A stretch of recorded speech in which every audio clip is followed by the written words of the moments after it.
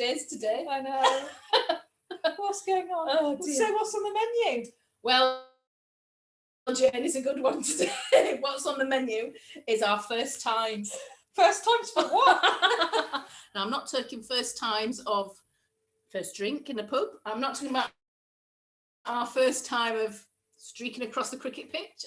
Our first time dowsing. Oh, that's a relief.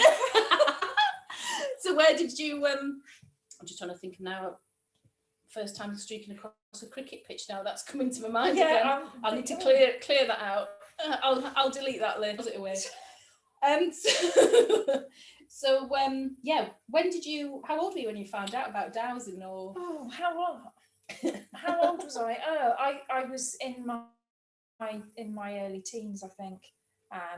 I had an interest in anything that wasn't conventional, I suppose, is how you could put it.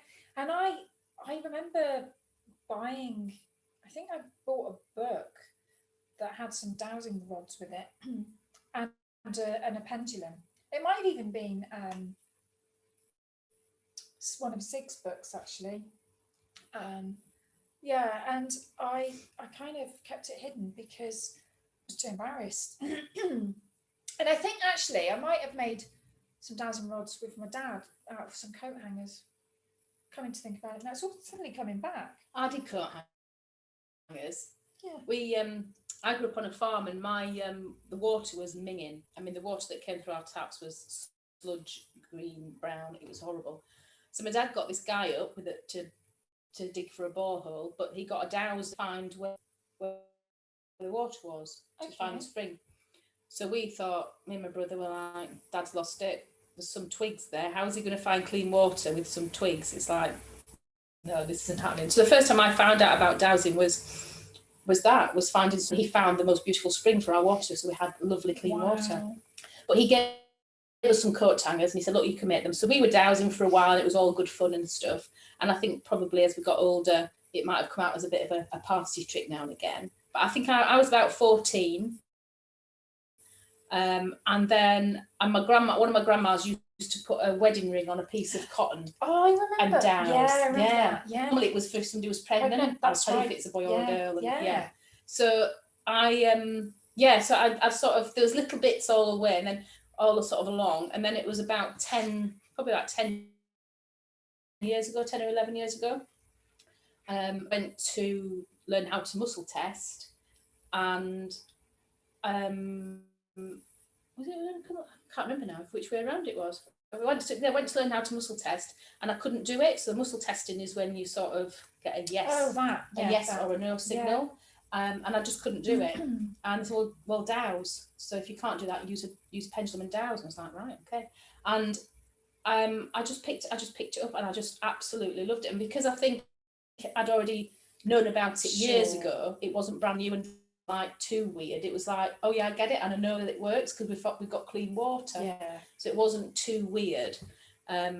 It's but like you, I kept it secret. I didn't really tell anybody that I dowsed for a long time. Only until probably about 3 or 4 years ago, really. Yeah, I think similar. The keeping it kind of in the background and sort of hidden, almost like a dark art.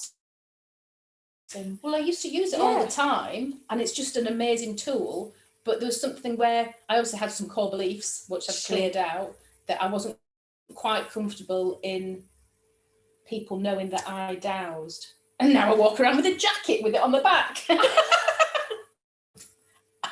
Professional dowser. And I think that's the thing. It's like when you discover, and I think one thing for me was when I discovered Devon dowsers, I didn't have to explain to them about what I was going on, because everyone just gets it. Yeah. So I didn't have to justify what I was doing. It was just kind of, and I think from there that gave me the confidence to say, well, do you know what, actually it's about talking about it. And I think it's